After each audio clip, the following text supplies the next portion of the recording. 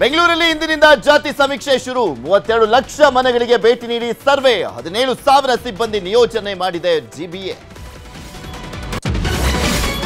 ಹಾವೇರಿಯ ಬಂಕಾಪುರ ಬಳಿ ಆಹಾರ ಇಲಾಖೆ ದಾಳಿ 206 ಅನ್ನಭಾಗ್ಯದ ಅಕ್ಕಿ ಚೀಲ ಸೀಸ್ ಮಂಡ್ಯ ಮತ್ತು ಹುಬ್ಬಳ್ಳಿಗೆ ಸಾಗಿಸ್ತಾ ಇದ್ದ ಬಗ್ಗೆ ತನಿಖೆ ಬೆಳಗಾವಿಯಲ್ಲಿ ಐ ಲವ್ ಮೊಹಮ್ಮದ್ ಘೋಷಣೆ ಪ್ರಶ್ನೆ ಮಾಡಿದ ಹಿಂದೂ ನಿವಾಸಿಗಳ ಮನೆ ಮೇಲೆ ಕಲ್ಲು ತಲ್ವಾರ್ ಪ್ರದರ್ಶಿಸಿ ಯುವಕರ ಗೂಂಡಾಗಿರಿ